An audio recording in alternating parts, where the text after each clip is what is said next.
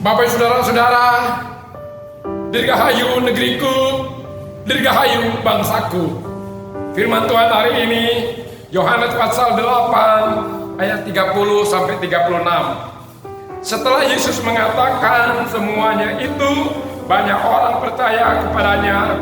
Maka katanya kepada orang-orang Yahudi yang percaya kepadanya, "Jikalau kamu tetap di dalam firman-Ku, kamu benar-benar adalah murid-Ku, dan kamu akan mengetahui kebenaran, dan kebenaran itu akan memerdekakan kamu." Jawab mereka, "Kami adalah keturunan Abraham dan tidak pernah menjadi hamba siapapun. Bagaimana engkau dapat berkata kamu akan merdeka?" Kata Yesus kepada mereka, "Aku berkata kepadamu, sesungguhnya setiap orang yang berbuat dosa adalah hamba dosa. Dan hamba tidak tetap tinggal dalam rumah, tetapi anak tetap tinggal dalam rumah. Jadi apabila anak itu memerdekakan kamu, kamu pun benar-benar merdeka."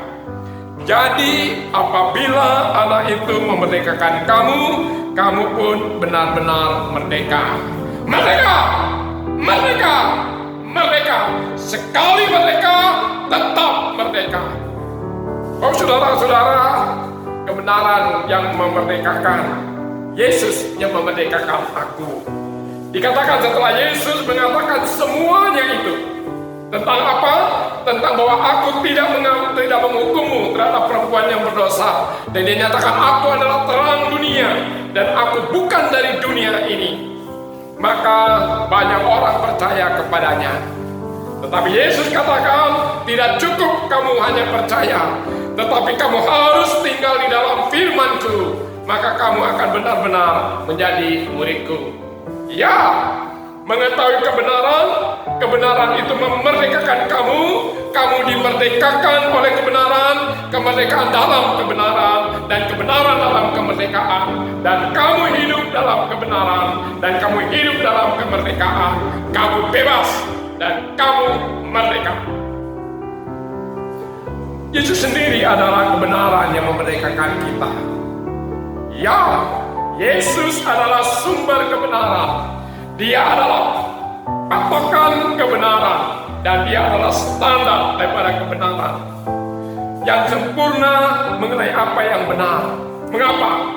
Benar belum tentu memerdekakan, merdeka belum tentu benar. Tapi di dalam Yesus ada kebenaran, dan kebenaran itu yang memerdekakan. Yesus memerdekakan kita dari perbudakan yang terus-menerus kepada dosa, sehingga dosa satu diikuti dosa yang lain. Berbohong pertama akan diikuti berbohong kedua, demikian seterusnya. Demikian juga Yesus membebaskan daripada penipuan atas diri kita sendiri, penyesalan atas diri sendiri, ketidakmauan menerima diri sendiri, dan tidak mengenal diri sendiri, dan pada akhirnya penipuan dari iblis. Yesus menunjukkan kita kepada jalan menuju kehidupan yang kekal bersama Allah. Jadi Yesus bukan memberikan kepada kita kemerdekaan untuk melakukan apa saja yang kita inginkan, melainkan kemerdekaan untuk mengikut Allah. Apa saja yang kita inginkan, kesenangan, kegembiraan, sukacita, apa yang kita inginkan, kekayaan, jabatan, popularitas, tidak salah.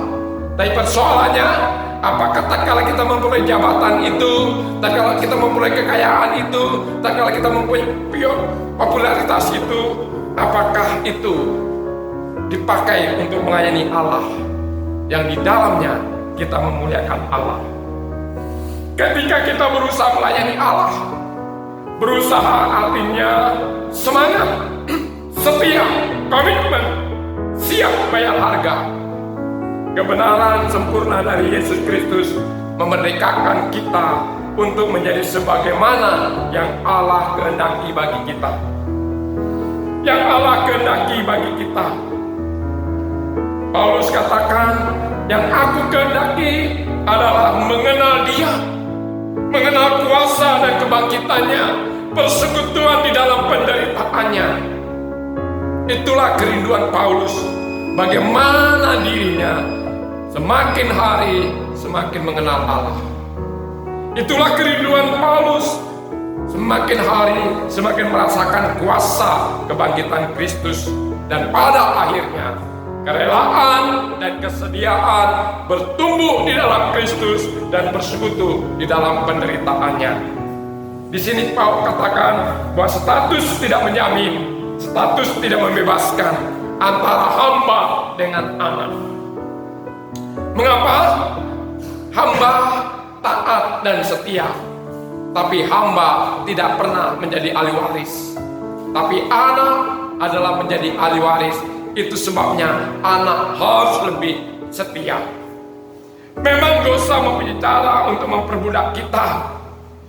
Dosa mempunyai cara untuk mengendalikan kita. Dosa punya cara untuk menguasai kita. Bahkan dosa punya cara untuk mendakwa kita.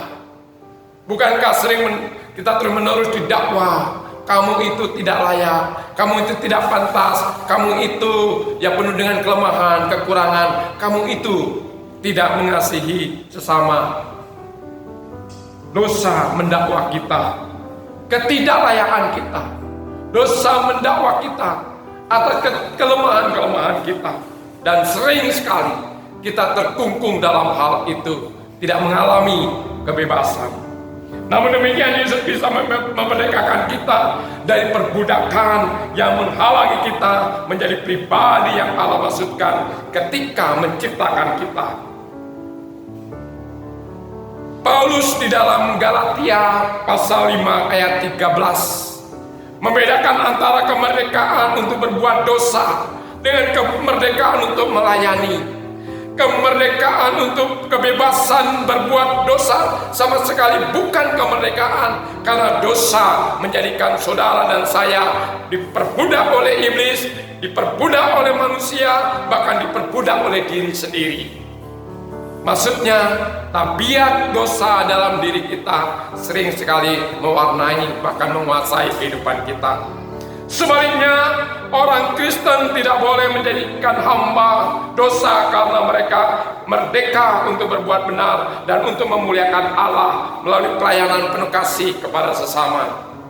Ya, pelayanan kasih kepada sesama untuk memerdekakan mereka daripada kebodohan, untuk memerdekakan mereka daripada keterbelakangan, untuk memerdekakan mereka daripada keterasingan, untuk memerdekakan mereka daripada sakit penyakit, untuk memerdekakan mereka daripada kemiskinan. Bahkan pada saat ini, dalam kondisi COVID-19 ini, banyak orang yang merasa cemas, khawatir, gelisah, takut, bahkan putus asa. Dan dalam hal inilah, saudara dan saya dipanggil untuk mewartakan berita kebebasan di dalam Kristus. Jika dosa mengendalikan, menguasai, atau memperbudak kita, maka Yesus bisa menghancurkan kuasanya atas kehidupan kita. Jika kegelisahan, kecemasan, dan kekhawatiran memenuhi hati dan pikiran kita, maka Yesus sebagai sumber damai sejahtera bisa menghancurkan ketakutan, kecemasan, kekhawatiran, kebimbangan, dan keputusasaan. Itu sebabnya dalam Dirgahayu negeri dan bangsaku, Dirgahayu bangsaku, hari inilah kita terpanggil untuk melayani sesama. Sehingga merdeka negeriku, merdeka bangsaku, merdeka negeriku, dan kita terpanggil untuk memberitakan berita kebebasan dan sekaligus memberikan kebebasan bagi sesama dan bagi dunia ini. Orang Kristen tidak boleh membenci dunia, tetapi orang Kristen, saudara dan saya, dipanggil untuk menebus dunia ini di dalam dan melalui Yesus Kristus. Merdeka negeriku, merdeka bangsaku, merdeka diriku. Dan biarlah berita kemerdekaan ini terus kita kumandangkan sambil kita mengisi kemerdekaan, sehingga terwujudlah masyarakat adil dan makmur, sejahtera negeri dan bangsaku ini. Amin.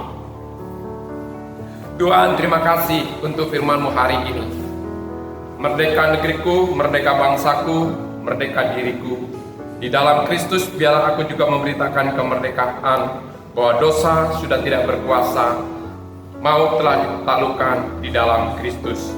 Karena di dalam Kristus ada kebenaran, dan kebenaran itulah yang memerdekakan. Terima kasih Tuhan, dalam nama Yesus kami berdoa, amin. Berapa menit?